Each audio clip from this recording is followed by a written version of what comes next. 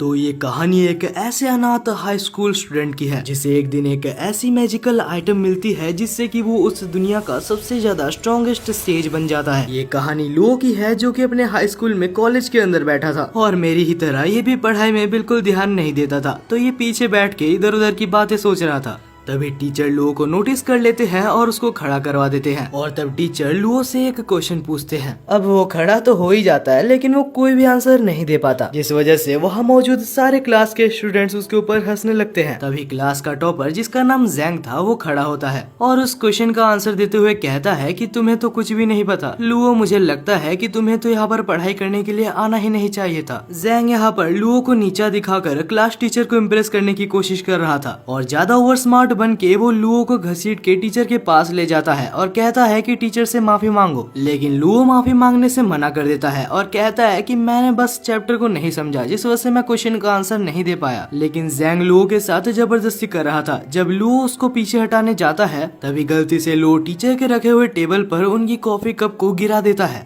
लेकिन तब लुओ अपने रिफ्लेक्सेस के साथ उस कप को बचा लेता है। लेकिन कप को बचाने के चक्कर में लुओ ने टीचर के ब्रश पेन को तोड़ दिया था और वो ब्रश पेन टीचर के लिए काफी ज्यादा इम्पोर्टेंट था। अगले ही सीन में हम देखते हैं कि जैंग को और लुओ को टीचर प्रिंसिपल ऑफिस में ले जाते हैं और जैसे ही दोनों प्रिंसिपल ऑफिस पहुंचते हैं तो हम लुओ को देखते हैं जो कि बहुत ज्यादा डरा हुआ था क्योंकि उसे पता है कि सारी ब्लेम उसके ऊपर ही आने वाली है। तब हम जैंग को देखते हैं जो कि प्रिंसिपल के ऑफिस में आते साथ ही अच्छा बनने का नाटक कर रहा था। वो लुओ के साथ भी अच्छे से बात कर रहा था और वो बोलता है कि मैं लुओ की तरफ से भी माफी मांगता हूँ। अब ये सब देखने के बाद तो लुओ बहुत ज्यादा गुस्सा हो चुका था। वो कहता है कि प्रिंसिपल आप जो भी अभी देख रहे हैं सब ये नाटक कर रहा है। लेकिन तभी प्रिंसिपल चिल्लाते हुए कहता है कि बिल्कुल चुप हो जाओ लुओ, तुमने टीचर जू के सबसे ज्यादा इम्पोर्टेंट चीज को तोड़ दिया है। ये एक हजारों सालों इम्पोर्टेंट एंशिएंट ब्रश था जिसे कि ढूंढना लगभग इम्पॉसिबल है। लेकिन तभी टीचर जू बीच में बोलते हैं कि लुओ तुम्हें इतना ज्यादा सोचने की जरूरत नहीं है, तुम बस मेरे लिए एक ऐसा सेम टू सेम ब्रश खोज के लाओ। लेकिन मैं तुम्हें पहले ही कह देता हूँ कि ये ब्रश तुम्हें इजीली नहीं मिलने वाली। इस ब्रश को खोजते खोजते तुम्हें बहुत चीजें पता चलेगी जिससे कि तुम्हें भी फायदा होगा और मुझे भी मेरा ब्रश वापस मिल जाएगा। अब लुओ इस चीज के लिए हाँ बोल देता है क्योंकि अगर वो ना बोलता तो उसे इस कॉलेज से निकाल दिया जाता। लेकिन लुओ जल्दी समझ जाता है कि ये कितना ज्यादा मुश्किल काम था क्योंकि पूरा शहर को एक एक जगह पर खोजने के बाद भी उसे वो ब्रश कहीं भी नहीं मिलता। वो तो ये तक सोच रहा था कि कहीं टीचर मुझे जानबूझ के सफर तो नहीं करवा रहे। लेकिन तभी घूमते घूमते लुओ को जैंग दिखता है जो कि एक जगह पर दौड़ के जा रहा था। जब लुओ उसका पीछा करता है तो उसे पता चलता है जैंग भी उसी ब्रश को खोज रहा है ताकि वो लुओ से पहले उस ब्रश को टीचर को दे सके।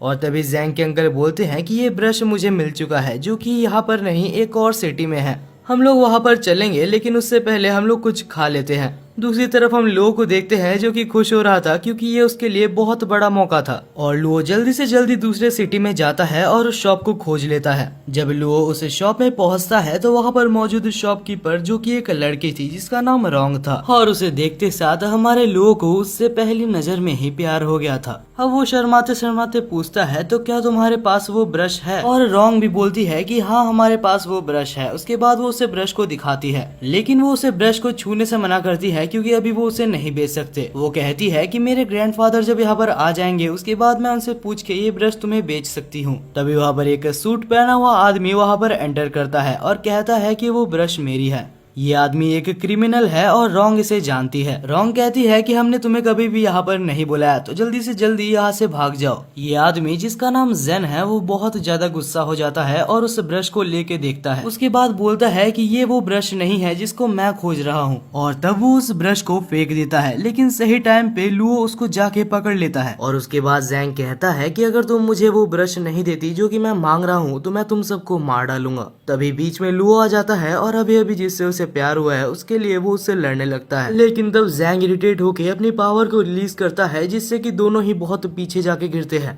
तब रोंग कहती है कि लुओ पीछे रहना। उसके बाद ही रोंग अपनी पावर को रिलीज करती है। वो कुछ आइसिकल स्पीयर्स का इस्तेमाल करती है जिससे कि जैंग के ऊपर कुछ ज्यादा खास असर नहीं पड़ता। लेकिन जैंग तब हैरान हो जाता है जब रोंग अपने पास में से एक स्नो ब्रश को समन करती है और उससे उसके ऊपर हमला करती है। तब जैंग भी सीरियस हो जाता है और वो अपने क्लाउड ब्रश को समन करता है। और इसके बाद दोनों ही पागलों की तरह लड़ने लगते हैं। लुओ सोच रहा था कि कहीं वो इनके बीच में मारा ना जाए। तब जैंग रोंग को कहता है कि मैं तुम्हें पहले ही बता दूं, तुम्हारे पास जो ब्रश है वो ताकतवर है, लेकिन तुम मुझे हरा नहीं सकती। अब हमें यहाँ पर एक पास्ट का सीन दिखाया जाता है जहाँ हमें एक ओल्ड मैन को दिखाया जाता है जो बैठ के बहुत ज्यादा ड्रिंक कर रहा था। और ये कोई ऐसा वैसा पर्सन नहीं है, ये उस दुनिया का सबसे ज्यादा स्ट्रॉन्गेस्ट सेज है। लेकिन क्योंकि अभी ये बूढ़ा हो चुका है तो वो और काम नहीं करना चाहता। उसे पता है कि वो बहुत ही जल्दी मारा जाएगा, जिस वजह से वो अपनी जिंदगी को एंजॉय कर रहा था। लेकिन उसने मरने से पहले अपनी स्पिरिट और अपनी सारी पावर्स को एक ब्रश के अंदर कैद कर दिया था। अब हमें फिर से प्रेजेंट में दिखाया जाता है जहाँ जैंग और रोंग लड़ रहे थे। और अब लड़ते लड़ते रोंग को एक झटका लगता है जिससे कि उसके पास से वही ब्रश निकल जाती है और वो ब्रश सीधा जाके लू के अंदर इंसर्ट हो जाती है। तब हम देखते हैं कि लू के अंदर कुछ चेंजेस आ रहे थे। कुछ ही देर में लू बिल्कुल बदल चुका था, उसकी प्रेजेंस बिल्कुल ही अलग हो चुकी थी। जैंग उसके ऊपर फिर से हमला करने की कोशिश करता है लेकिन वो लू की स्पीड को मैच नहीं कर पाता। तब जैंग अपना सबसे ज्यादा स्ट्रॉन्गेस्ट मूव को इस्तेमाल करता है लेकिन लू के सामने सब कुछ बेकार था। जैंग को जल्दी समझ आ जाता है कि उससे बहुत बड़ी गलती हो गई है और वो वहाँ से भाग जाता है। उसके जाने के बाद रोंग पूछती है, लुओ क्या तुम ठीक हो? लेकिन लुओ बिल्कुल भी ठीक नहीं होता और वो वहीं पर बेहोश हो जाता है। अगले सीन में हमें लुओ को एक अजीब सी जगह पर दिखाया जाता है जहाँ लुओ एक बोट पे होता है। लेकिन लुओ की ये खुशी भी ज्यादा देर तक नहीं टिकती क्योंकि वो बोट भी नीचे डूब जाता है। हालांकि वो सपना देख रहा था लेकिन जैसे ही वो सपने से उठता है तो वो अपने सामने रोंग को पाता है। तब रोंग के ग्रैंडफादर जिसका नाम मिस्टर वे था वो आते हैं और रोंग को इंट्रोड्यूस करते हैं। तब मिस्टर वे बोलते हैं कि तुम बेहोश हो गए क्योंकि तुम वो ब्रश की पावर्स को संभाल नहीं सकते। तब लुओ को याद आता है कि आखिर उसके साथ क्या क्या हुआ था। तभी लुओ को ये भी याद आता है कि अभी तक उसने अपने टीचर का ब्रश नहीं लिया। तब लुओ पूछता है कि मिस्टर वे क्या आपके पास वो पाइनएप्पल वाली ब्रश है? लेकिन वो तब चौंक जाता है जब मिस्टर वे कहते हैं कि मैंने उसको जैंग नाम के एक बच्चे को बेच दिया। वैसे अभी लुओ कुछ कर भी नहीं सकता जिस वजह से वो दुखी होके वहाँ से जाने लगता है। लेकिन तब मिस्टर वे कहते हैं कि तुम चिंता मत करो, हमारे शॉप में तुम्हारे साथ तो बहुत कुछ हुआ है तो तुम इस ब्रश को रख सकते हो। और इसके बाद मिस्टर वे कहते हैं कि तुम जो ब्रश यहाँ पर लेने आए थे ये उससे भी काफी ज्यादा वैल्यूएबल है।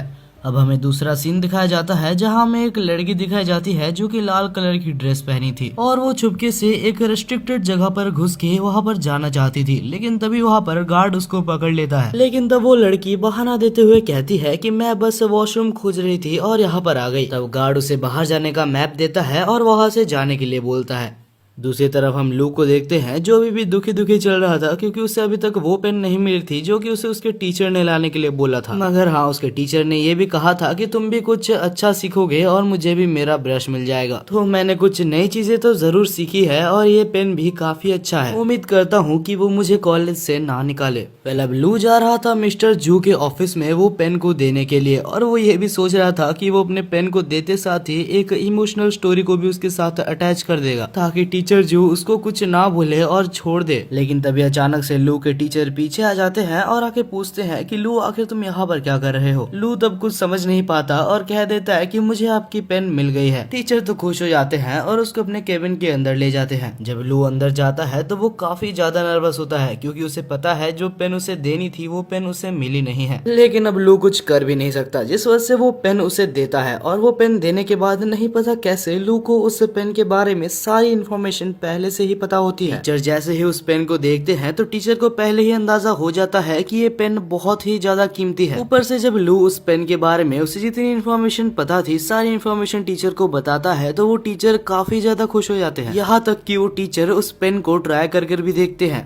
अब लू कम से कम इस कॉलेज से बाहर तो नहीं निकाला जाएगा। इसके बाद के सीन में हम लू को देखते हैं जो कि एक कैफे में बैठ के रिसर्च कर रहा था कि आखिरकार उसे अचानक से इतनी सारी इन्फॉर्मेशन कहाँ से आई और वो ब्रश पेन क्या थी। लेकिन तभी हम देखते हैं कि कुछ गुंडे कैफे के अंदर आ जाते हैं जो कि कैफे के ओनर के मालिक को धमकाने लगते हैं। हालांकि जब लड़ाई होती है तो कैफे का ओनर काफी ज्यादा अच्छा मार्शल आर्टिस्ट था जिस वजह से वो आराम से कुछ बंदों को धो देता है और तब लू भी उसके मदद करने के लिए आ जाता है। लू को देख के कैफे का ओनर काफी खुश होता है और बोलता है कि तुम तो अभी अभी मेरे दोस्त बने थे दरअसल लू और कैफे का ओनर अभी कुछ ही टाइम पहले दोस्त बने थे। वह अब लड़ाई आगे बढ़ती है, लेकिन कुछ ही देर बाद हम देखते हैं कि लू को बहुत जन घेर लेते हैं और अब लू एक बहुत ही ज्यादा मुसीबत में फंस चुका है, क्योंकि उसके ऊपर 2 से 3 जन मारने वाले थे। लेकिन जैसे ही लू के बॉडी पे हमला होता उससे पहले ही लू के बॉडी से कुछ एनॉर्मस पावर एक्टिवेट हो जाती है। नहीं पता कैसे, लेकिन लू हवा में आ जाता है और उसे खुद भी नहीं पता कि आखिर ये उसकी पावर्स काम कैसे करती है। ये पावर देख के वहाँ पर मौजूद सारे बंदे कैफे के ओनर के ऊपर हमला करने जाते हैं, लेकिन तभी हम देखते हैं कि लू अचानक से वहाँ टेलीपोर्ट होके सबको मार देता है। अब यहाँ पर सारे बंदे मार खाने के बाद जा चुके थे और कैफे का ओनर जिसका नाम केन था वो कहता है कि मुझे पता नहीं था कि आखिर तुम अपने सुपर ह्यूमन पावर्स को मुझसे छुपा रहे हो। वेल केन उससे कुछ बातें करना चाहता था, लेकिन लू बोलता है कि मैं काफी ज्यादा टायर्ड हूँ तो मैं तुमसे बाद में बात करूंगा। वेल दूसरी तरफ लू काफी ज्यादा एक्साइटेड था, क्योंकि उसे बहुत सारी चीजों के बारे में पता चल रही थी और वो एक काफी ज्यादा पावरफुल पर्सन बन चुका था। वो तो विश्वास नहीं कर पा रहा था कि ये सब उसके साथ रियल लाइफ में हो रही है। वो सोचता है कि वो खुद को इंक ब्रश पेंटर बुलाएगा या फिर इंक ब्रश मैन, लेकिन ये सब बहुत ही ज्यादा वियर्ड नेम थे, जिस वजह से वो कुछ और सोचने का प्लान करता है। लेकिन वो काफी ज्यादा टायर्ड था तो वो नेम सोचते सोचते सो ही जाता है। जब लू सो रहा था तो नींद में उसे एक अजीब सा बूढ़ा आदमी दिखता है, जिसे देख के वो काफी ज्यादा डर जाता है और अब वो सो भी नहीं पा रहा था, जिस वजह से वो आधी रात को ही घर से बाहर निकल जाता है। वो सोचता है कि मुझे कुछ भी करके उस शॉप में वापस जाना होगा इन सब के आंसर्स को पाने के लिए। मगर जैसे ही वो रात को बाहर चल रहा था तो उसे अपने पीछे कुछ बहुत ज्यादा डेंजरस महसूस होता है। वो जैसे ही पीछे देखता है तो उसके पीछे एक बहुत ही खतरनाक मॉन्स्टर था। उसे देखने के बाद लू अपनी पूरी कोशिश करता है कि वो वहाँ से भाग जाए, लेकिन कुछ भी करके वो मॉन्स्टर उसको पकड़ लेता है। लू अपने आप को ये कह रहा था कि चिंता मत करो, तुम्हारे पास सुपर ह्यूमन पावर्स है, लेकिन असल में ये सुपर ह्यूमन पावर्स तब काम ही नहीं करते। तब लू सोचता है तो शायद यही मेरा अंत है। लू की जिंदगी यहाँ पर एक मॉन्स्टर लेने वाला था। लू ये बिल्कुल एक्सेप्ट कर चुका था और अपने रिग्रेट्स को वापस दोहरा रहा था कि वो मरने वाला है, लेकिन अभी तक उसकी एक भी गर्लफ्रेंड नहीं बनी, ना ही वो सुपरमैन बन पाया जो वो बचपन से बनना चाहता था। तभी वो मॉन्स्टर भी लू को मारने ही वाला था, लेकिन अचानक से वो मॉन्स्टर बिल्कुल जम जाता है, क्योंकि वहीं पर सही टाइम पे रोंग आ चुकी थी जो कि लू को बचा लेती है।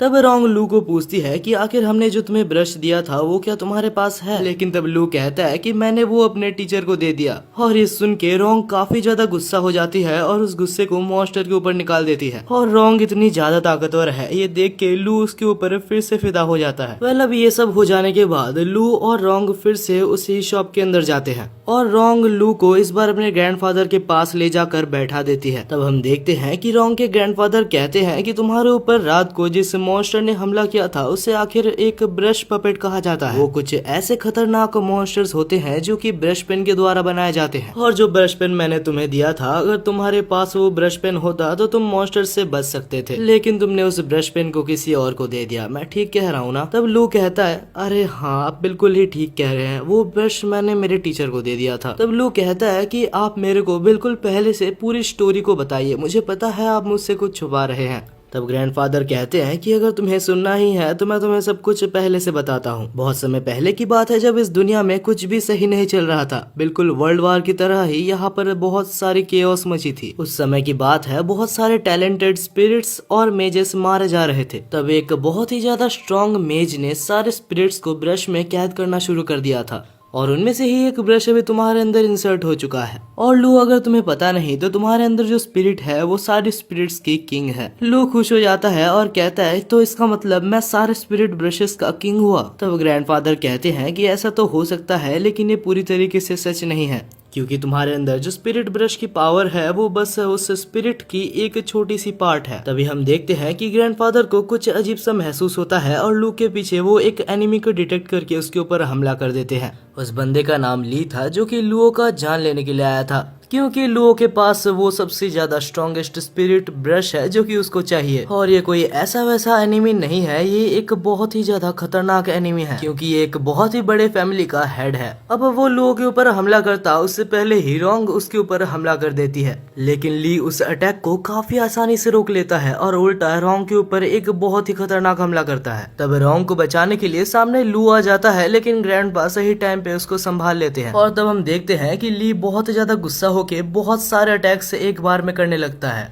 लेकिन ग्रैंडफादर भी कोई कमजोर खिलाड़ी नहीं था। दूसरी तरफ हम लू को देखते हैं जो रोंग को पूछता है कि आखिर ये सब क्या चल रहा है। तब रोंग कहती है कि तुम्हारे अंदर जो ब्रश है वो टॉप 7 ब्रशेस में से काउंट होता है और ये बंदा उन 7 ब्रशेस को कलेक्ट करने का काम करता है जिनमें से एक ब्रश तुम्हारे अंदर है, तो वो तुमको मार के तुम्हारे अंदर से उस ब्रश को लेने के लिए आया है। दूसरी तरफ हम देखते हैं कि अभी तक ग्रैंडपा उससे लड़ रहे थे, लेकिन अभी उनकी तबीयत काफी ज्यादा अच्छी नहीं थी क्योंकि ग्रैंडफादर बूढ़े हो चुके हैं, तो वो उनसे काफी ज्यादा देर तक नहीं लड़ सकते, जिस वजह से रोंग लड़ने का फैसला करती है। तब वो लू को कहती है कि तुम यहाँ से जितना दूर हो सके उतना दूर भाग जाओ, क्योंकि अगर मैं नहीं लड़ पाई तो वो तुम्हें भी मार देगा। दूसरी तरफ हम ली को देखते हैं जो कि ग्रैंडफादर को मारने ही वाला होता है, लेकिन तभी लू अपनी पावर को एक्टिवेट करके एक प्रोटेक्शन बैरियर से उनको बचा लेता है। ग्रैंडफादर कहते हैं कि लू तुम भाग जाओ क्योंकि तुम इसके सामने नहीं जीत सकते। तब लू कहता है कि मैं इस फाइट में उतर चुका हूँ और मैं भाग नहीं सकता, लेकिन लू का स्टेमिना ज्यादा देर तक नहीं टिकता, जिस वजह से ली उसको पकड़ के उसको मारने वाला था। लेकिन तभी हम देखते हैं कि बीच में ग्रैंडफादर आ जाते हैं जो कि उस अटैक को अपने ऊपर लेके अपने आप को मार देते हैं, लेकिन मरने से पहले वो उसको बहुत अच्छा खासा डैमेज कर देते हैं, जिस वजह से ली को उस टाइम के लिए वहां से जाना पड़ता है। वेल, इसके बाद हमें ग्रैंडफादर को दिखाया जाता है जो कि मरे नहीं थे।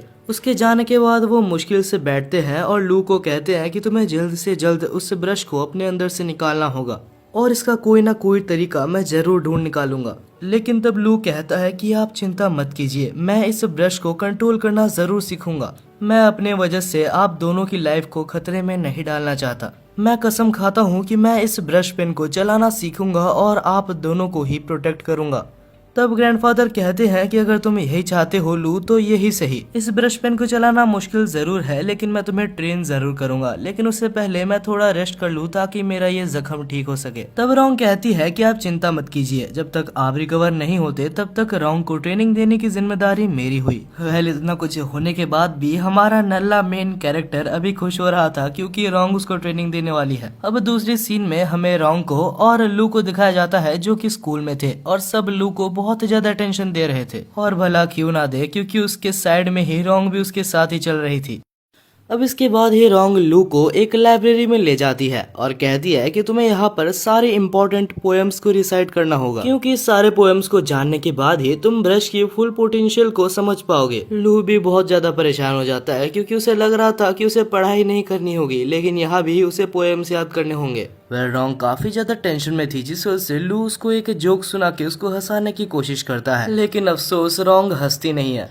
और तभी वहाँ पर जैंग आ जाता है जो आकर लू की फिर से बेइज्जती करने लगता है। वो कहता है कि अगर तुम्हें बस मजबूरी में ही लू के साथ रहना है तो तुम उसे छोड़ सकती हो, और अगर तुम्हें पोएम्स ही चाहिए तो मेरे को सारे पोएम्स याद हैं। ये सब सुन के लू बहुत ज्यादा परेशान हो गया था और इतना गुस्से में था कि उसे कुछ भी समझ नहीं आ रहा था। तब जैंग अपने आप को रोंग से इंट्रोड्यूस करता है और कहता है कि लू एक बहुत ज्यादा बेकार स्टूडेंट है। वो इतना ज्यादा घटिया है कि कुछ दिन पहले उसने कुछ ऐसा काम किया था जिससे कि वो कॉलेज से निकाल दिया जाता। तब लू को लगता है कि ये सब सुनने के बाद रोंग उसकी हेल्प नहीं करेगी या ही उसके साथ रहेगी, लेकिन भाई वो कहते हैं ना कि मेरी वाली अलग है। बस वैसे ही रोंग यहाँ पर उल्टा जैंग को ही रोस्ट कर देती है। वो कहती है कि तुम बस अपने आप को अच्छा दिखाने की कोशिश कर रहे हो, भले ही तुम एक नालायक हो। और ये सुनने के बाद वहाँ पर मौजूद सारे स्टूडेंट्स उसके ऊपर हंसने लगते हैं, लेकिन इस जैंग गधे को अभी तक समझ नहीं आया। उसे लग रहा है कि वो बस जबरदस्ती लू के साथ है और उसे लग रहा है कि वो लू से रोंग को छीन लेगा।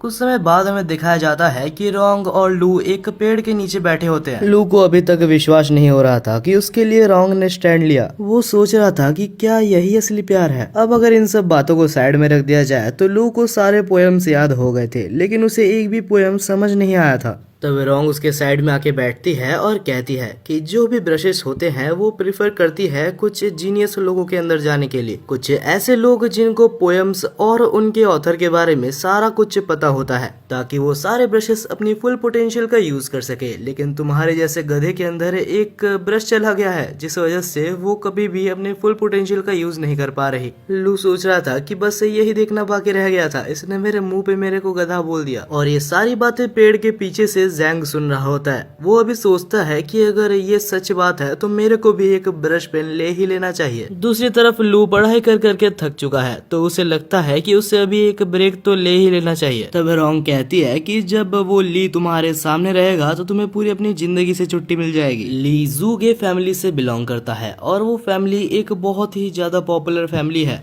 जो कि अभी तुम्हारे पीछे पड़ा है और उस फैमिली से कोई भी लड़ना नहीं चाहता। तो तुम्हें जल्दी से जल्दी तुम्हारे अंदर मौजूद ब्रश पेन के बारे में जानना होगा। जितना जल्दी तुम जानोगे उतने ही अच्छे से तुम उसे यूज कर पाओगे। और हमारा नल्ला बेरोजगार लू अभी भी बस छुट्टी लेने के बारे में सोच रहा था। तभी अचानक से नहीं पता कैसे लेकिन उसके अंदर मौजूद सारे ब्रशेस के बारे में उसे इन्फॉर्मेशन पता लग जाती है और वो सारी इन्फॉर्मेशन रोंग को समझा देता है। तब हमें बताया जाता है कि लू यहाँ पर आने से पहले अपने टीचर के पास गया था जिससे कि वो सारी इन्फॉर्मेशन कलेक्ट करके लाया था। बस वही क्योंकि वो रोंग को इम्प्रेस करना चाहता था। और हाँ, ये काम भी करता है क्योंकि ये सब सुनने के बाद रोंग लू को देखकर पहली बार अपनी जिंदगी में स्माइल करती है। और ये सब होने के बाद लू अपने ही ख्यालों में खो गया था जिस वजह से रोंग उसको एक जोर का मारती है और उसको बोलती है कि और ज्यादा पढ़ाई करो। तब दूसरी तरफ हम जैंग को देखते हैं जो कि मिस्टीरियसली अपने अंकल से बात कर रहा था और कहता है कि अंकल जल्दी से जल्दी मेरे लिए एक स्पिरिट ब्रश को खोजो। तब उसके अंकल भी कहते हैं कि मैंने पहले से ही एक स्पिरिट ब्रश तुम्हारे लिए रखा हुआ है। उसी रात दूसरे जगह पर हमें दिखाया जाता है रोंग और लू को जो कि एक साथ कहीं पर जा रहे थे। क्योंकि लू के साइड में रोंग भी थी तो लू को काफी ज्यादा अटेंशन मिल रहा था। लू कहता है कि रोंग अगर तुम चाहो तो तुम अपने घर जा सकती हो, लेकिन तब रोंग कहती है कि नहीं, मैं तुम्हारे साथ ही रहूंगी। और ये सुन के वहाँ पर मौजूद सारे लोग बहुत ज्यादा हैरान हो जाते हैं। तब लू कहता है तो ठीक है लेकिन यहाँ पर नहीं, तुम मेरे साथ कहीं और चलो। और इसके बाद ही हम लू को देखते हैं जो कि रोंग को लेके वही इंटरनेट कैफे में ले जाता है। हाँ, वही इंटरनेट कैफे जहाँ पर लू कुछ दिन पहले आया हुआ था। लू के नए दोस्त को पहले लू समझाता है कि हाँ, रोंग मेरे एक पार्टनर है, ना ही मेरी गर्लफ्रेंड। तब कैफे का ओनर लू और रोंग को एक जगह दे देते हैं बैठने के लिए। और रोंग उस इंटरनेट कैफे यानी कि वो कंप्यूटर इंटरनेट को देख के काफी ज्यादा हैरान थी। वो कहती है कि मैं बचपन से ही एक स्पिरिट ब्रश को कंट्रोल करना सीखती हूँ और इसका एक मतलब ये भी है कि बचपन से ही मैं कभी भी बाहर की दुनिया को ज्यादा एक्सप्लोर नहीं कर पाई, तो ये सारी चीज मेरे लिए बिल्कुल ही नहीं है। तब लू कहता है कि इस इंटरनेट में बहुत कुछ है, अगर तुम चाहो तो हम लोग अभी कुछ देर के लिए प्रैक्टिस को साइड में रख के कुछ गेम्स खेल सकते हैं। और रोंग को भी थोड़ा सा ब्रेक चाहिए था जिस वजह से दोनों ही गेम्स को खेलने लगते हैं। कुछ देर बाद लू सोचता है कि क्या सच में रोंग इससे पहले कभी भी गेम्स नहीं खेली है, क्योंकि रोंग पहले ही ट्राई में गेम को बहुत ही अच्छे से खेल रही थी। रोंग कहती है कि ये सब गेम्स वगैरह बहुत ही इजी है ये कंपैरिजन में कि मैं बचपन से ही एक स्पिरिट ब्रश को यूज करती हूँ। मेरे ख्याल से इन गेम्स को खेलने से 100 गुना ज्यादा हार्ड है स्पिरिट ब्रश को कंट्रोल करना। और ये सुनने के बाद लू फिर से अपने प्रैक्टिस में लग जाता है। उसे ये पता चलता है कि जितनी जल्दी वो जितने ज्यादा पोएम्स को रिसाइट करेगा उतनी जल्दी ही उसकी स्पिरिट स्ट्रांग होगी। अब इतनी सारी पोएम्स को रिसाइट करने के बाद वो काफी ज्यादा थक चुका था तो वो उठता है और अपने दोस्त के पास जाता है और तब वो उससे बात करते करते कहता है कि रोंग बिल्कुल भी ऐसी वैसी लड़की नहीं है, वो सच में एक बहुत ज्यादा मेहनती लड़की है। तब कैफे का ओनर एक सजेशन देता है। वो कहता है कि मुझे जैसे लगता है रोंग एक ऐसी लड़की है जो कि इंटरनेट कैफे में आना ज्यादा देर तक पसंद नहीं करेगी,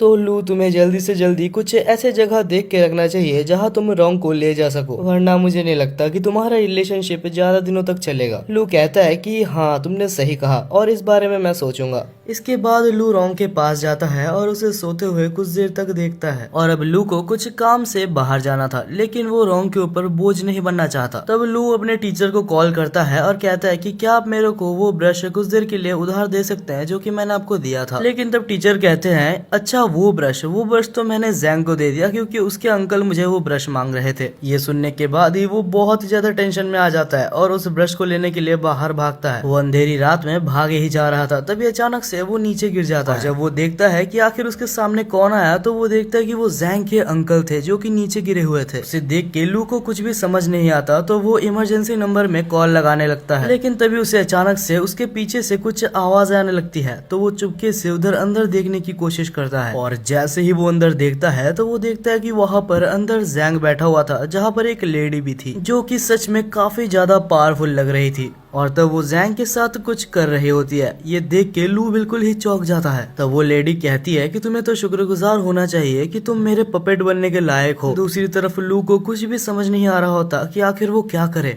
जैंग का चेहरा देख के लू को उसको एक जोर का थप्पड़ मारने का मन कर रहा था, लेकिन क्योंकि वो एक मुसीबत में है तो इंसानियत के खातिर लू को उसे बचाना होगा। लेकिन तब लू सोच रहा था कि मुझे पता है कि अगर मैं डायरेक्टली उससे लड़ने जाऊं तो मैं मारा जाऊंगा, क्योंकि नो डाउट वो लेडी मेरे से काफी ज्यादा स्ट्रांग है। यहाँ पर मुझे शायद से रोंग को बुलाना चाहिए, लेकिन रोंग को अगर मैं बुलाने जाऊँ तब तक जैंग भी मारा जाएगा। अब बहुत ज्यादा सोचने के बाद लू को फाइनली एक आइडिया आता है। दूसरी तरफ हम उस लेडी को देखते हैं जो कि जैंग के साथ कुछ कर रही थी, और तभी लू वहाँ से चिल्लाता है और कहता है कि आखिर अंदर कौन है। जैसे ही लेडी बाहर आती है तो लू बहुत ही ज्यादा गुस्से में कहता है, आखिर तुमने जैंग को कैसे पकड़ा? तुम्हारी हिम्मत भी कैसी हुई जू गे फैमिली से टक्कर लेने की? अगर आपको याद नहीं आ रहा तो ये वही फैमिली है जो कि लू के पीछे पड़ी हुई है उसे मारने के लिए, और क्योंकि ये सबसे ज्यादा स्ट्रॉन्गेस्ट फैमिली है तो वो उसकी हेल्प से यहाँ पर जैंग को बचाने की कोशिश कर रहा है। लेकिन वो लेडी उसको बिल्कुल भी सीरियस नहीं ले रही थी और कह रही थी कि तुम बस मजाक कर रहे हो। लेकिन तब लू अपनी पावर को रिलीज करता है और उसको दिखाता है कि उसके पास भी एक स्पिरिट ब्रश है, और ये देखने के बाद वो लेडी उसके ऊपर थोड़ा थोड़ा भरोसा करने लगती है। और तब वो कहती है कि मैंने जैंग को नहीं पकड़ा, वो खुद ही मेरे पास आया था अपने ब्रश को अपने अंदर इंसर्ट करवाने के लिए। लेकिन यहाँ पर लू कुछ ज्यादा ही ओवर एक्टिंग करते हुए कहता है कि मुझे ये सब नहीं सुनना, तुम जैंग को वापस दे दो,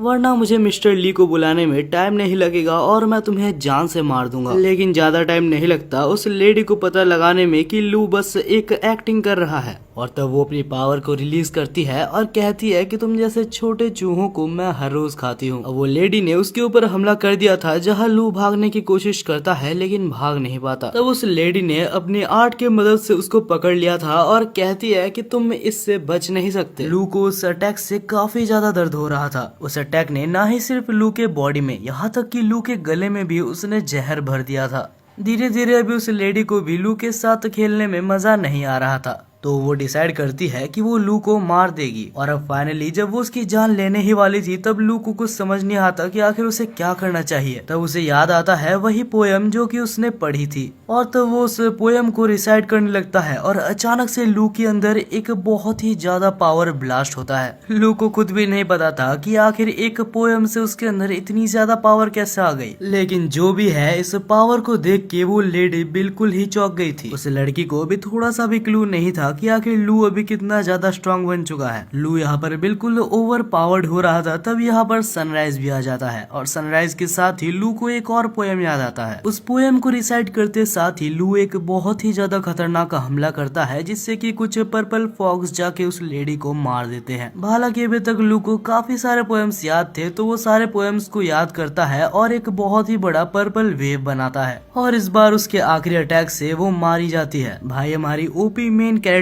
की पढ़ाई यहाँ पर सच में काम आई, तो शायद मुझे भी पढ़ लेना चाहिए। वेल देखा जाए तो दूसरी तरफ जैंग अभी भी जिंदा था। ये एक अच्छी बात भी है और शायद एक बुरी बात भी है। अब लू उसको पकड़ता है और रोंग के पास ले जाता है। जैंग यहाँ पर बिल्कुल ही एक ज़ॉम्बी की तरह बन चुका था।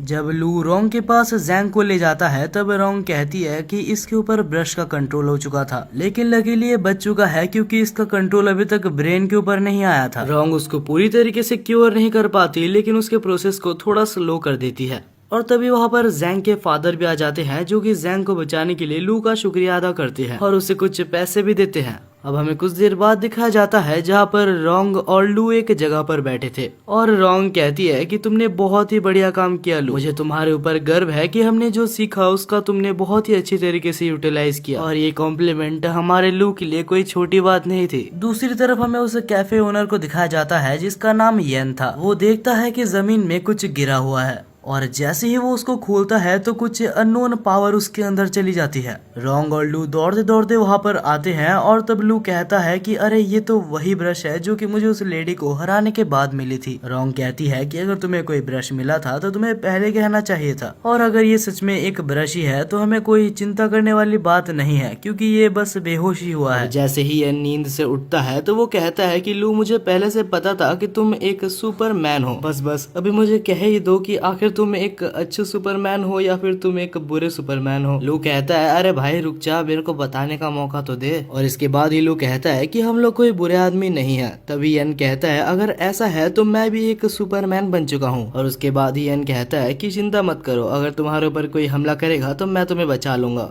लेकिन तब रोंग कहती है कि रुक जाओ, तुम्हें बस अभी अभी तुम्हारी पावर मिली है, तुम्हें पता भी नहीं है कि आखिर तुम्हारी पावर क्या है। तब यन कहता है नहीं, तुम समझ नहीं रही हो, मैं अपने दोस्त को बचाने के लिए मर भी सकता हूँ। अगले सीन में हम देखते हैं रोंग, लू और यन को जो कि एक जगह पर बैठे थे। यन को ये पता लगाना था कि आखिर उसके अंदर जो ब्रश गया है आखिर उसका मालिक कौन है, लेकिन उसके बारे में किसी को भी नहीं पता, तो उसकी ओरिजिन को खोजने में उसे बहुत टाइम लग जाएगा। तभी हम देखते हैं कि साइड में से एक पेशेंट गुजरता है जिसके सिर पे खून था, और उस खून को देखते साथ ही यन के फिंगर टिप्स ग्लो करने लगते हैं। उसे लगता है कि उसकी पावर जाग गई है। लू उसे देख के चौंक जाता है, लेकिन तब रोंग कहती है कि उसके पास मत जाना क्योंकि हमें नहीं पता आखिर इसकी पावर क्या है।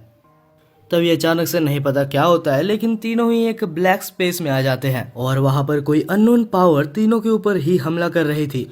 रोंग कहती है कि ये पांचों कलर्स जो तुम्हें दिख रहे हैं ये बहुत ही खतरनाक है, तुम्हें इससे बच के रहना होगा या फिर ये तुम्हारे ऊपर कंट्रोल कर लेगा। हालांकि कुछ देर लड़ने के बाद लू को वो पावर कैप्चर कर लेता है और उसके वजह से रोंग का जैसे ही ध्यान भटकता है तो उसको भी वो पावर कैप्चर कर लेता है। लेकिन क्योंकि रोंग भी अभी मुसीबत में है तो लू आखिर उसकी मदद कैसे ना करता।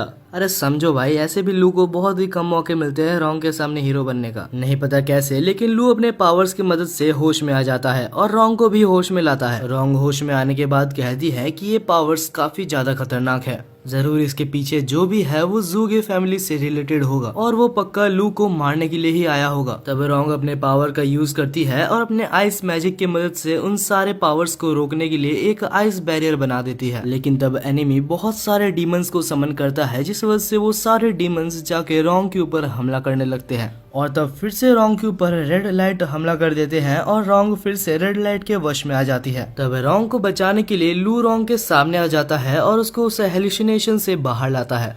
लू इन सब चीजों में इतना ज्यादा खो चुका था कि उसे पता भी नहीं था कि पीछे से एक डीमन आके उसके चेस्ट से उसके हाथ को आर पार कर चुका था। जैसे ही लू को ये चीज पता लगती है तो वो कहता है कि रोंग यहाँ से जल्दी भाग जाओ। तब वो डीमन लू को उठाता है और उसको उठा के यन के ऊपर फेंक देता है।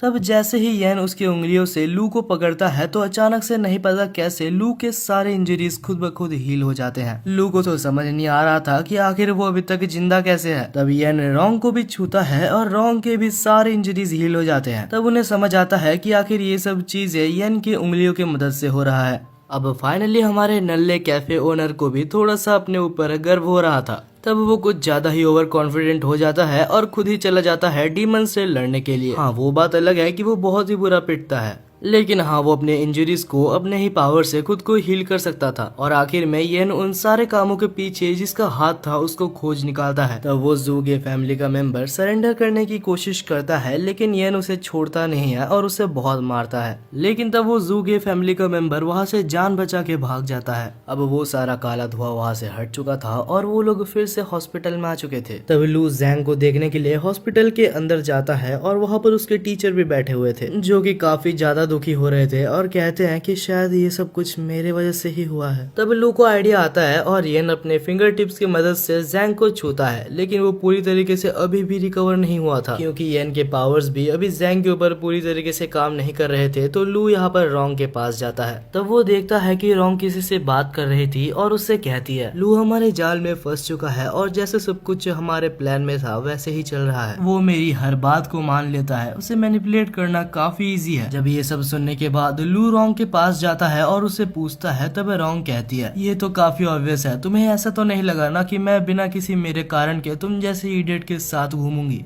अब ये सब सुनने के बाद लू का दिल पूरी तरीके से टूट चुका था। उसे पता नहीं था कि रोंग बस उसका इस्तेमाल कर रही है। अगले सीन में हमें रोंग और रोंग के ग्रैंडफादर को दिखाया जाता है। हमें बताया जाता है कि पहले से ही रोंग के ग्रैंडफादर का यही प्लान था कि वो लू के मदद से बाकी सारे ब्रशेस को खोजेंगे। अब ये सब सोच के जब लू बाहर चल रहा होता है तभी उसको वही रेड ड्रेस पहनने वाली लड़की दिखती है। ये वही लड़की है, अगर आप याद करोगे तो पहले ये बिल्कुल ही इलीगल तरीके से एक टेम्पल पे घुसना चाहती थी। वो यहाँ पर आके लू को मैनिपुलेट करने की कोशिश कर रही थी। वो कहती है कि तुम मेरे साथ चलो, उस रोंग ने तुमको धोखा दे दिया लेकिन मैं तुम्हें धोखा नहीं दूंगी। अगर तुम चाहो तो मेरे साथ मिलके रोंग और उसके ग्रैंडफादर से पहले 7 कोलोसल ब्रश को खोज सकते हो। लेकिन वो बोलते हैं ना कि एक बार धोखा खाने के बाद बार बार धोखा नहीं खाते। तब लू कहता है कि नहीं, कोई जरूरत नहीं है, मैं ऐसे ही ठीक हूँ। लेकिन तब वो रेड ड्रेस वाली लड़की लू को जबरदस्ती उसके साथ खींच के ले जाती है। यहाँ पर लू चाहता तो ना बोल सकता था, लेकिन लू की मस्ती तो देखो। और इसी मस्ती के चक्कर में वो फिर से मैनिपुलेट हो जाता है और हमें पता ही है कि ये लाल ड्रेस वाली लड़की कोई अच्छी लड़की नहीं है। तब वो रेड ड्रेस वाली लड़की लू को कोने में ले जाती है और फ्लर्ट करने के बहाने उसको बेहोश कर देती है। और उसके बाद वो लड़की लू को कार में भर के वहाँ से चली जाती है। दूसरी तरफ हम रोंग और येन को देखते हैं जो कि लू को खोज रहे थे, लेकिन लू का तो कोई अता पता ही नहीं था।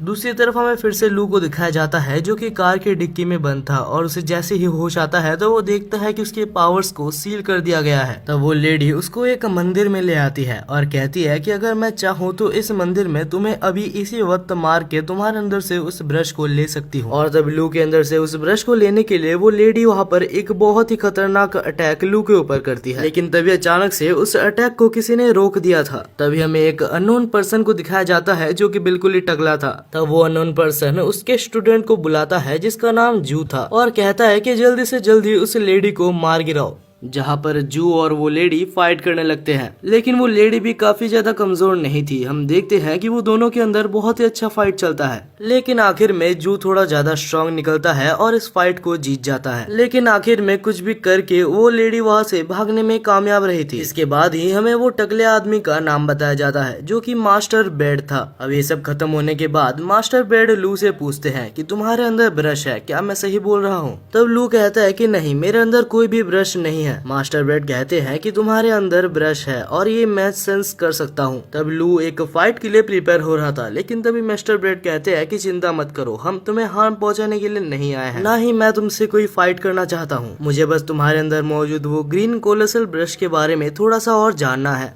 तब मास्टर बेडे लू को एक पुरानी कहानी के बारे में बताते हैं। बहुत सालों पहले की बात है, मैं और रोंग के फादर बहुत ही अच्छे दोस्त हुआ करते थे, लेकिन कुछ कारणों की वजह से रोंग के फादर वहाँ से डिसअपीयर हो गए और आज तक उनका कोई भी अता पता नहीं है। तुम्हारी हेल्प से मैं बस इतना जानना चाहता हूँ कि रोंग के फादर अभी कहाँ हैं और कैसे हैं। तभी अचानक से मिस्टर बेडी को किसी की प्रेजेंस महसूस होती है और वो कोई और नहीं येन था। इसको देखने के बाद लू सबको शांत करवाता है और कहता है कि येन मेरा दोस्त है। लू जब मुसीबत में था तो उसने येन को कॉल किया था, जिस वजह से येन यहाँ पर आ गया था। लेकिन तभी मिस्टर बेडे और बाकी सभी को फिर से एक जन के आने की प्रेजेंस महसूस होती है और ये प्रेजेंस काफी ज्यादा स्ट्रॉन्ग थी। तब मास्टर बेडे अपने मैजिक की मदद से सबको डिसअपीयर कर देते हैं। तब हम देखते हैं कि वहाँ पर एक पर्सन आया था जिसका नाम किंग था और वो वहाँ पर एक पर्सन को लेके आया था जिसके अंदर से उसको ब्रश निकालना था। दरअसल ये जगह या फिर ये टेम्पल एक ऐसा टेम्पल है जहाँ किसी भी पर्सन के अंदर से ब्रश को निकाला जा सकता है। इसके बाद ही किंग उस ब्रश को उस बॉडी के अंदर से निकालने का प्रोसेस चालू करता है। धीरे धीरे उस पर्सन के अंदर से सारी स्पिरिट निकल के एक ब्रश का फॉर्म ले रही थी और जब उसका ब्रश निकालने का काम हो जाता है तो उसके बाद किंग एक चाकू लाता है जिससे कि वो उस पर्सन को मारने वाला था। लेकिन तभी हम देखते हैं कि लू, येन और बाकी सारे लोग मिस्टर बेडी को छोड़ के सारे लोग उधर से निकल आते हैं, क्योंकि उनसे ये चीज नहीं देखा जाता कि उनके सामने ही एक पर्सन की मौत हो रही है।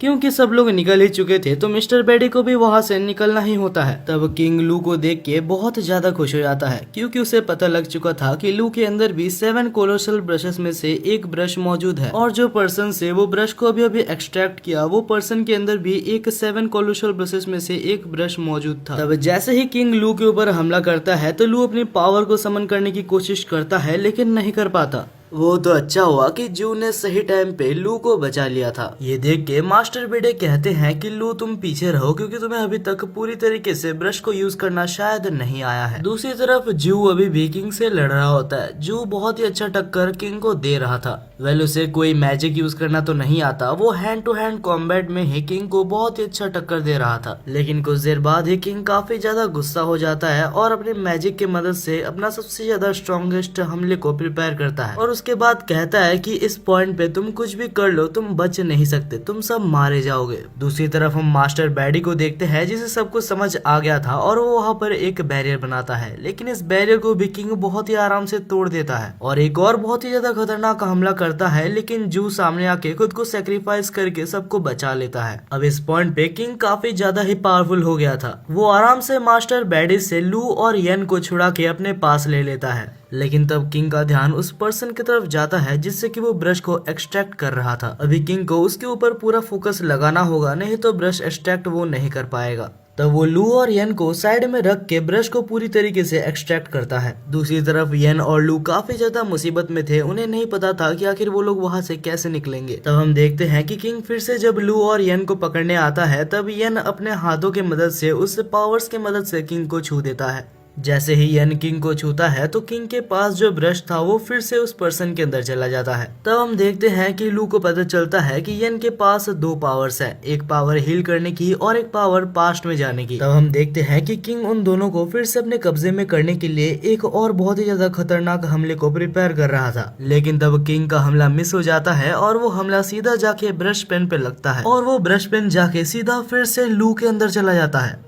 2 मिनट के लिए तो वहाँ पर सारे लोग ही चुप हो गए थे, क्योंकि इस वर्ल्ड में ये इम्पॉसिबल है कि किसी एक पर्सन के अंदर 2 स्पिरिट ब्रश चला जाए। हम लू को देखते हैं जिसके अंदर एक बहुत ही बड़ा एनर्जी ब्लास्ट होता है और यहाँ तक किंग के सामने लू ने अपनी नई पावर को दिखा दी थी। उस वक्त के लिए किंग वहाँ पर बिल्कुल ही डर चुका था, जिस वजह से वो वहाँ से भाग जाता है। इसके बाद हमें दिखाया जाता है कि येन तो बहुत ही ज्यादा खुश था कि उसने इतनी जल्दी अपनी नई पावर को आइडेंटिफाई भी कर लिया और उसे यूज करना भी सीख गया। लेकिन तब लू काफी ज्यादा थक गया था और वो नीचे बैठ जाता है और कहता है कि मैंने अपनी नई पावर को नहीं सीखा है। वो कहता है कि मैंने बस एक पोएम को रिसाइट किया था जिससे कि बस उसकी इमेजिनेशन बनी थी। इन रियलिटी उस ब्रश को मुझे चलाना बिल्कुल भी नहीं आता। इसके बाद ही मास्टर बैडे आते हैं और लू की बॉडी को चेक करते हैं और कहते हैं कि मुझे नहीं पता कैसे, लेकिन लू ने 2 ब्रशेस को फ्यूज करने में कामयाब रहा था। देखा जाए तो इससे पहले भी एक पर्सन ने जबरदस्ती ऐसे करने की कोशिश की थी, लेकिन कुछ देर बाद ही वो मारा गया था। इससे पहले इस दुनिया में कोई भी नहीं आया जिसके पास 2 ब्रशेस हो।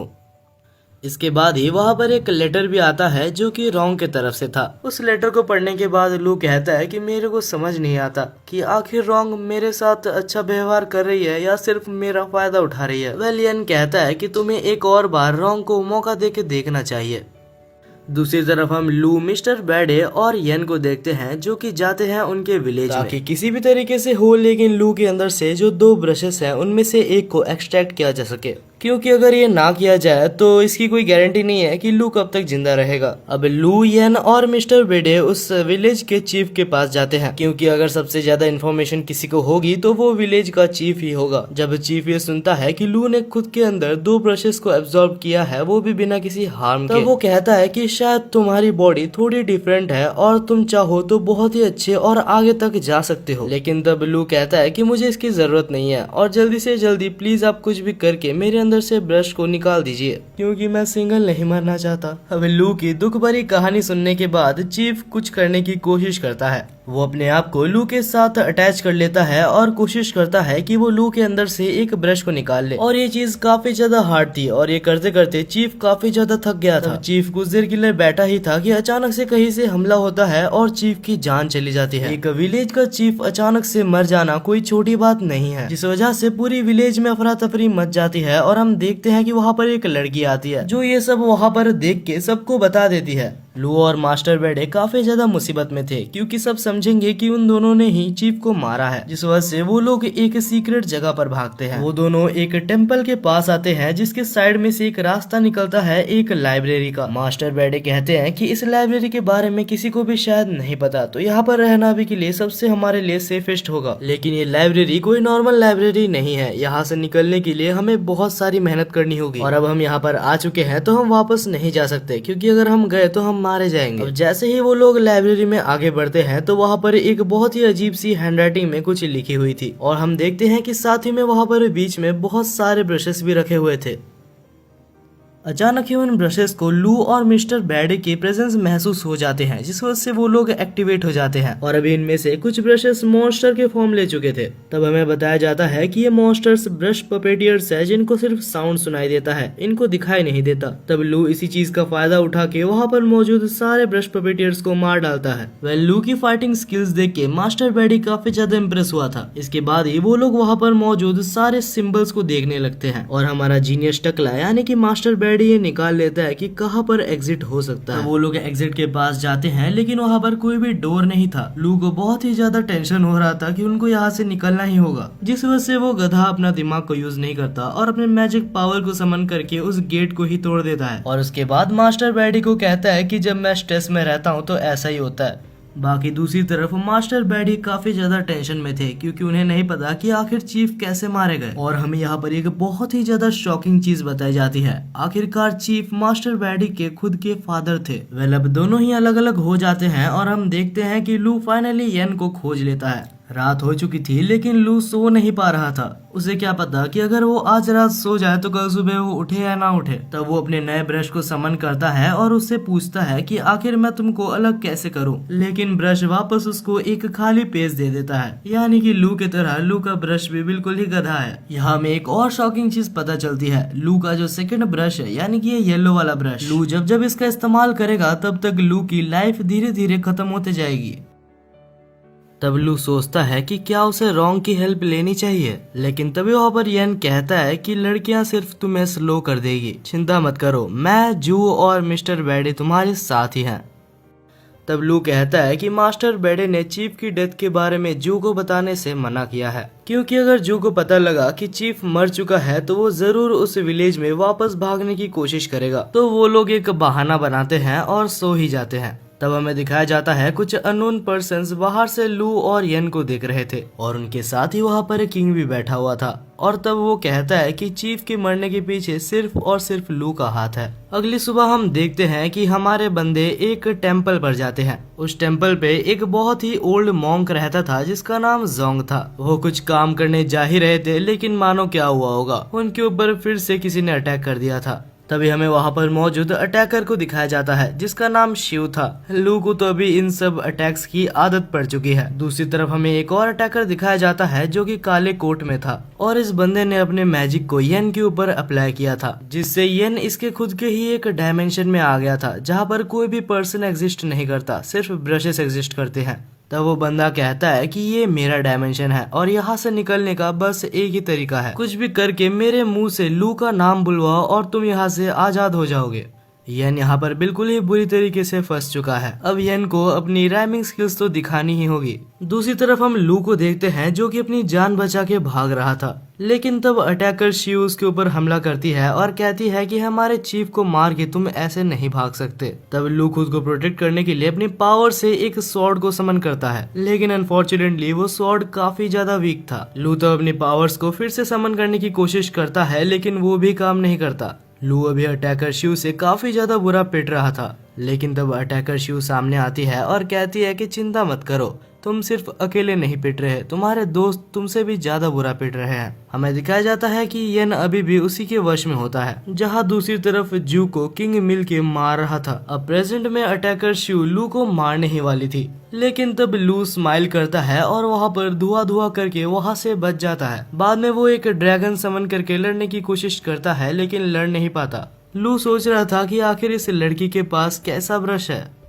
दूसरी तरफ हमें येन को दिखाया जाता है जो कि अभी भी उसी जगह पर फंसा हुआ था, लेकिन तब वो दिमाग लगाता है और कहता है कि मेरे पास अपने कोई पोएम्स है ही नहीं जिससे मैं राइम करूं। तब सामने खड़ा अटैकर काफी ज्यादा गुस्सा हो जाता है और कहता है तुम्हें एक कला को इज्जत देनी नहीं आती, तुम एक ब्रश पेन के हकदार नहीं हो। और यही सेम चीज येन का प्लान भी था। येन का प्लान था कि वो धीरे धीरे उसको भड़का दे जिससे कि ये बैरियर कमजोर होने लगे, और होता भी ऐसा ही है क्योंकि कुछ देर बाद ही वो बैरियर इतना ज्यादा कमजोर हो जाता है कि येन उसको आराम से तोड़ देता है। येन बाहर आके जब लू की तरफ देखता है तो लू की हालत बहुत ही ज्यादा बुरी थी। मतलब वो लड़ तो नहीं पा रहा था लेकिन मरा भी नहीं था।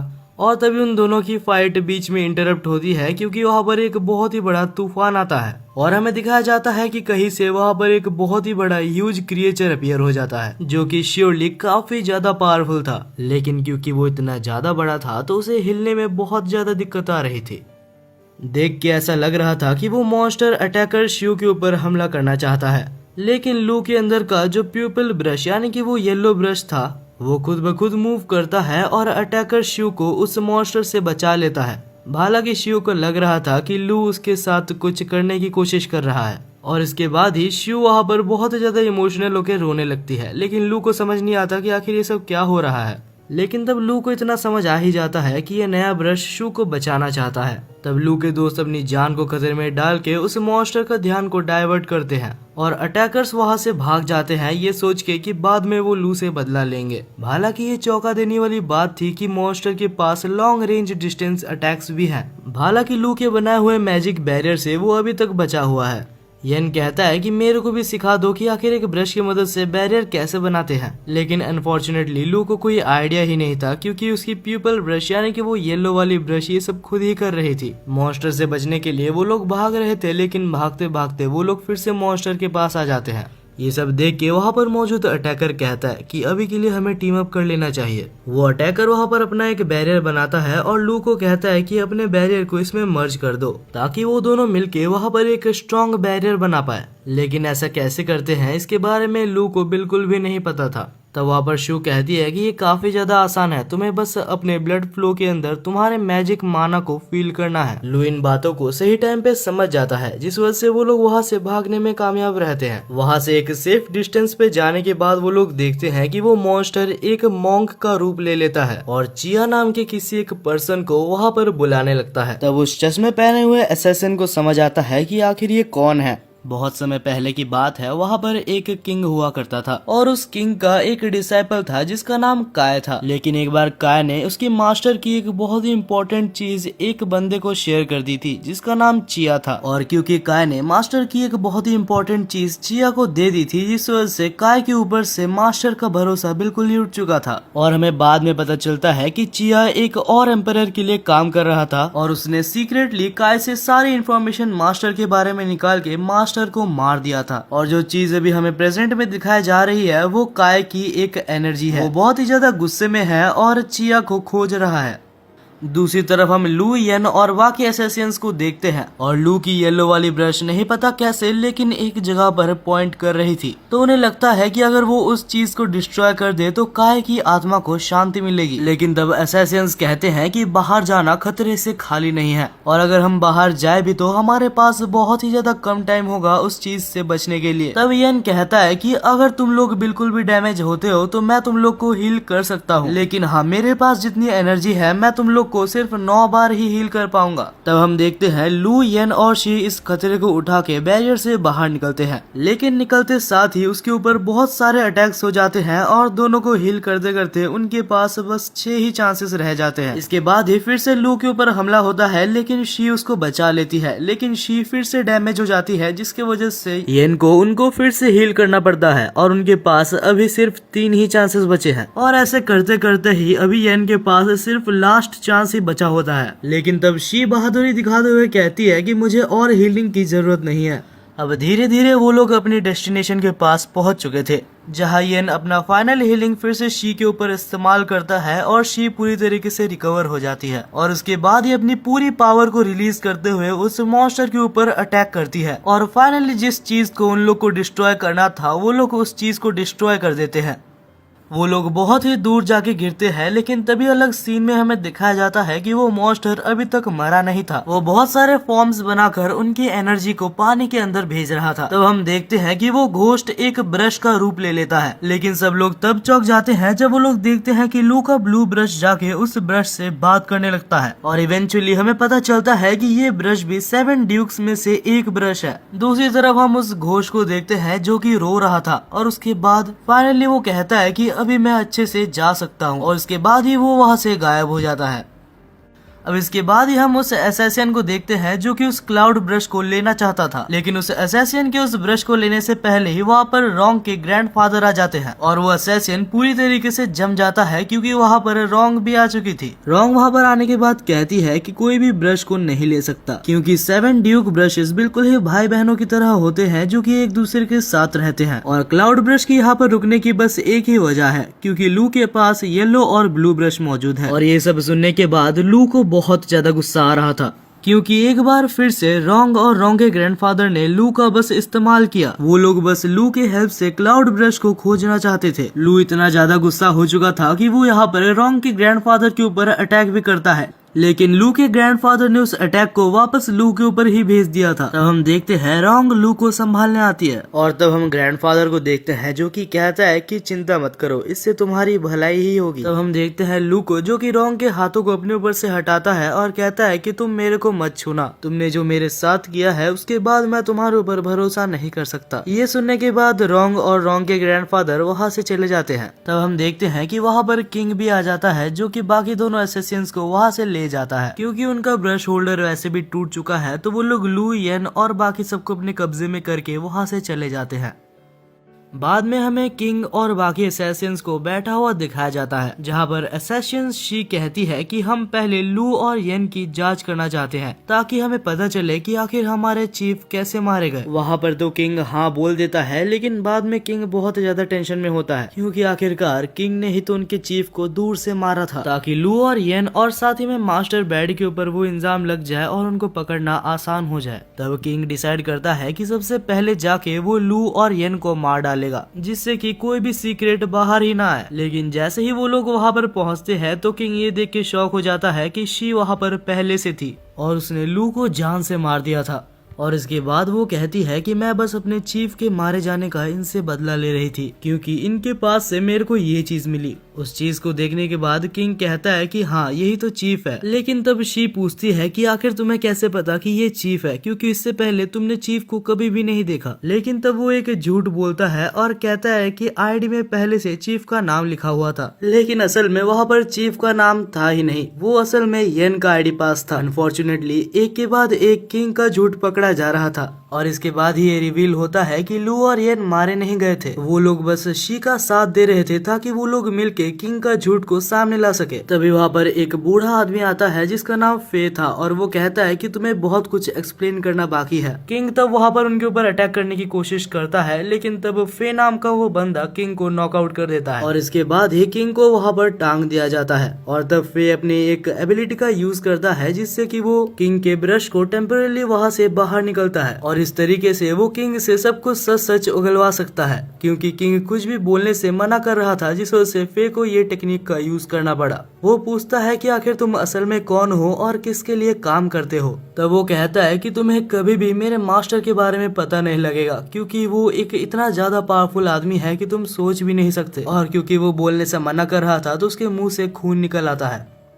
अब ये प्रोसेस तो आगे कंटिन्यू रहेगा, लेकिन बाद में हमें दिखाया जाता है कि अब लू और येन यहाँ से निकल रहे थे जहाँ पर शी लू को थैंक यू बोलती है उसे बचाने के लिए। तब लू कहता है कि मैंने तो कुछ किया ही नहीं, जो किया मेरे ब्रश ने किया। आखिर में फे कहता है कि तुम दोनों को थैंक यू बोलने के लिए हमारे क्लैन मास्टर तुमसे मिलना चाहते हैं और ये और कोई नहीं ज़ूगे फैमिली का हेड यानी कि वही ली था। तब लू को समझ आता है सबसे पहले उसके ऊपर जिसने अटैक किया था वो ली नहीं था, वो ली के भेष में कोई और पर्सन था। अब दोनों ही एक साथ बैठे हुए थे जहाँ पर लू पूछता है कि क्या आपको कोई तरीका पता है जिससे कि मैं मेरे अंदर मौजूद 2 ब्रशेस को अलग कर सकूं। लेकिन अनफॉर्चुनेटली ली को इस बारे में कुछ भी नहीं पता होता है। वो लू को कहता है कि तुम एक जगह पर जाके देखो जिसका नाम ननरी है, वहाँ पर मौजूद लोगों के बारे में इन सब के बारे में कुछ न कुछ पता होगा, लेकिन वहाँ के लोगों से थोड़ा सा सावधान रहना क्योंकि वहाँ के लोग काफी ज्यादा डेंजरस हैं। वहाँ के कुछ लोग तुम्हारे ऊपर एक्सपेरिमेंट भी कर सकते हैं और तुम्हें ब्रश पपेटियर्स भी बना सकते हैं। वो लोग अगर चाहे तो वो लोग तुम्हें गुलाम बनाकर रख सकते हैं और क्योंकि तुम्हारे अंदर 2 ब्रशेस मौजूद हैं तो वो लोग तुम्हारे अंदर इंटरेस्ट जरूर दिखाएंगे।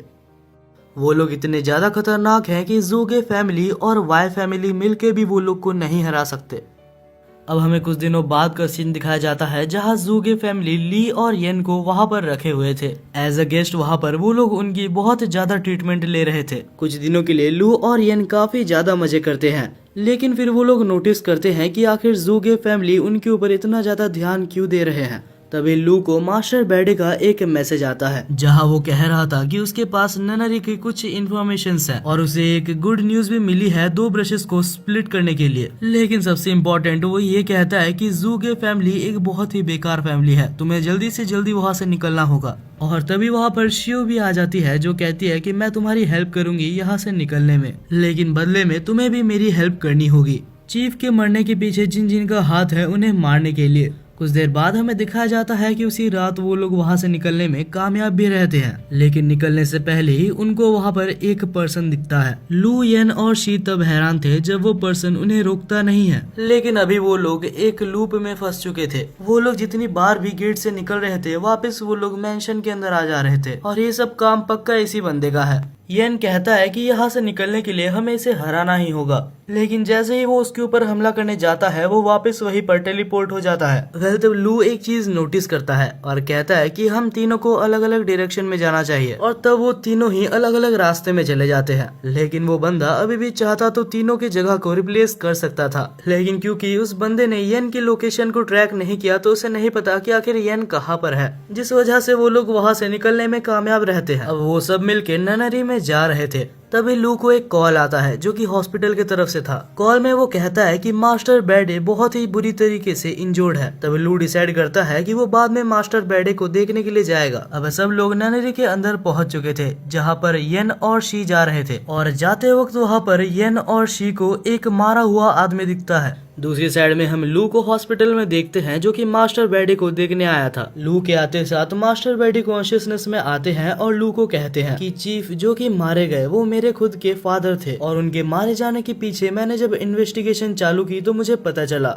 लू तुम्हें पहले से तो ये पता ही है कि वाई फैमिली और जूगे फैमिली दुश्मन है, लेकिन इन्वेस्टिगेशन के टाइम में मुझे पता चला कि वाई फैमिली और जूगे फैमिली के बीच में एक ट्रेटर मौजूद है, यानी कि वो वाई फैमिली की हर इंफॉर्मेशन जाके जूगे फैमिली को बताता है। मास्टर बैडी कहता है कि मैं उनके पीछे पीछे ही था और मैंने उनको बात करते हुए सुना कि वाई फैमिली और जूगे फैमिली के सबसे ज्यादा इम्पोर्टेंट और सबसे ज्यादा पावरफुल ब्रशेस को वो लोग चुराने की कोशिश कर रहे थे। फर्दर जब मैंने उनका पीछा किया तो मैंने देखा कि वो दोनों ननरी के पास जा रहे थे और वहाँ पर मैं पकड़ा गया और उन दोनों ने मुझे बहुत ज्यादा मारा। और तभी लू को ध्यान में आता है कि येन और शी अभी ननरी के अंदर ही हैं। दूसरी तरफ येन और शी उस मरे हुए आदमी को देख रहे थे। शी काफी ज्यादा टेंशन में थी क्योंकि उसे लग रहा था कि मास्टर ने उससे कुछ छुपाया है। सब कुछ जानने के लिए येन और शी ननरी के अंदर भागते हैं। दूसरी तरफ लू येन को कॉल करता है लेकिन येन उठाता नहीं है, तो लू वहाँ से निकलता है जल्दी से जल्दी उनके पास जाने के लिए। दूसरी तरफ लू और शी वहाँ पर पहुँच चुके थे और वो लोग देखते हैं कि वही चश्मा वाला एसेसियन और साथ ही में मास्टर फे वहीं पर होते हैं और वो लोग मौजूद वहाँ पर ननरी के मास्टर से लड़ रहे होते हैं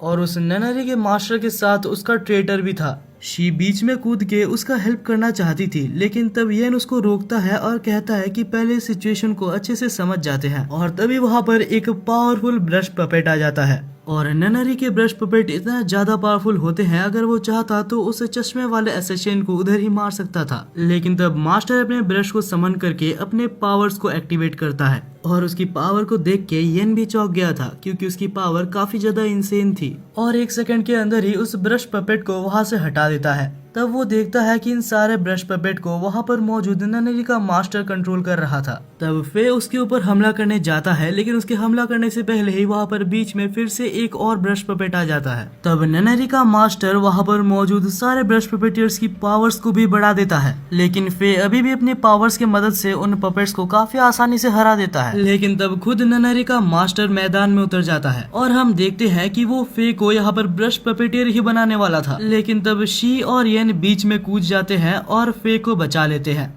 हालांकि लड़ते वक्त येन को एक मॉन्स्टर हमला कर देता है और वो दूर जाके गिरता है। वो कहता है कि मैं तो बस फे को रिकवर करने वाला था, मैं बेकार ही में बैठ जाता हूँ। वेल येन और शी को समझ आ जाता है कि उनकी पावर यहाँ पर यूजलेस है।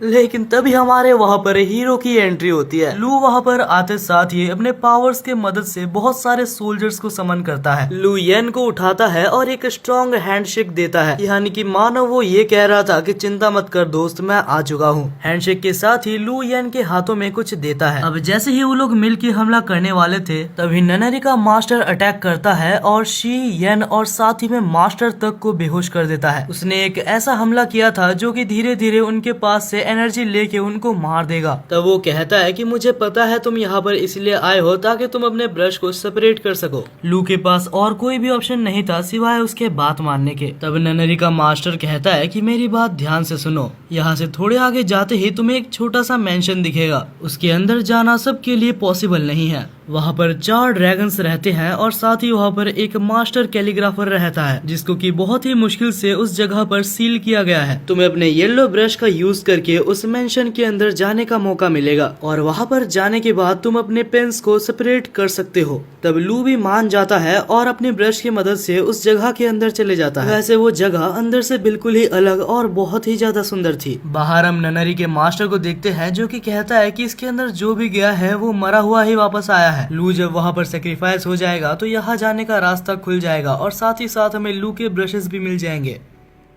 दूसरी तरफ हमें लू को दिखाया जाता है जो कि 4 ड्रैगन से घिरा हुआ था, लेकिन कोई भी ड्रैगन उसके ऊपर हमला नहीं कर रहा था क्योंकि लू के पास जो ब्लू ब्रश है वो उनसे बात कर सकती थी। और तभी वहाँ पर कैलीग्राफर भी आता है और कैलीग्राफर को देख के लू बिल्कुल ही चौंक गया था। तब हम देखते हैं कि कैलीग्राफर उसको अपने साथ एक रूम में ले जाता है और वहाँ पर उसे एक ड्रिंक देता है। ड्रिंक को पीते साथ ही लू के सारे इंजरीज हील हो जाते हैं। दूसरी तरफ हम येन को देखते हैं जिसका हाथ चमक रहा था। लू ने येन के हाथों में एक ऐसा चीज दिया था जिससे कि वो पूरी तरीके से रिकवर हो गया था। येन रिकवर होने के बाद चुपचाप से फे और शी को रिकवर कर देता है और उनको रिकवर करने के बाद वो तीनों मिलके फिर से उनके ऊपर हमला करने लगते हैं। दूसरी तरफ हम फिर से लू और कैलीग्राफर को देखते हैं। कैलीग्राफर कहता है कि तुम्हारे पास 2 ऑप्शंस हैं, या तो तुम अपने अंदर से दोनों ब्रशेस में से एक ब्रश को निकाल दो या तो तुम्हें एक ऐसी पावर मिलेगी जिससे कि तुम उनको बचा सकते हो। तब लू दूसरे ऑप्शन को सिलेक्ट करता है और उसको सिलेक्ट करते साथ ही लू को एक बहुत ही ज्यादा ओवर पावर्ड स्किल मिलती है और उस स्किल के साथ वो बाहर जाके 1 सेकंड के अंदर वहाँ पर मौजूद सारे एनिमीज को हरा देता है। और उसके बाद वो ननरी के मास्टर को पकड़ के पूछता है कि आखिर तुम्हारा मास्टर कौन है। तब वो कहता है कि हमारे मास्टर का नाम हैन जॉन है। और जैसे ही वो उसके मास्टर का नाम लेता है तो उसके मास्टर के द्वारा वो मारा जाता है। तब लू को याद आता है कि उसके टीचर ने भी बहुत पहले ये नाम को बोला था। तभी वहाँ पर सनराइज होता है और लू सोचता है कि आखिर उसे आगे क्या करना है। और इसी के साथ फाइनली हमारे इस एनिमे का सीजन 1 खत्म होता है। ये एनिमे काफी ज्यादा अच्छा था और अगर मुझे इस एनिमे को रेट करना होगा तो मैं इसे 8/10 की रेटिंग दूंगा। और यार कमेंट सेक्शन में ये तो जरूर से बता के जाना कि आप कितना रेटिंग इसको देना चाहते हैं। वैसे तो ये एनिमे बहुत ज्यादा अच्छा भी नहीं था, लेकिन यार अगर आपको इस वीडियो को देखने में मजा आया तो यार दोस्त समझ के एक सब्सक्राइब तो आप कर ही सकते हैं। अगर आप सब्सक्राइब कर लेते हैं तो आपको इसका पार्ट 2 बहुत ही जल्दी मिल जाएगा और मुझे भी मोटिवेशन मिलेगी पार्ट 2 बनाने के लिए। जैसे ही इस एनिमे का सीजन 2 आएगा तो मैं आपको वादा करता हूँ कि मैं आपको इसका पार्ट 2 जरूर से लेके आऊंगा। बाकी यार वीडियो को हाइप कर देना, देखते हैं आप मेरी 1 महीने की मेहनत को कितना ज्यादा रेस्पेक्ट करते हो। वेल मैं माफी भी मांगना चाहूंगा क्योंकि मुझे 1 महीना लग गया, लेकिन अगर इस वीडियो पे अच्छा रिस्पॉन्स आता है तो मैं वादा करता हूँ कि इसके बाद इतना ज्यादा लेट नहीं होगा। वेल तब तक के लिए मिलते हैं एक नए वीडियो में।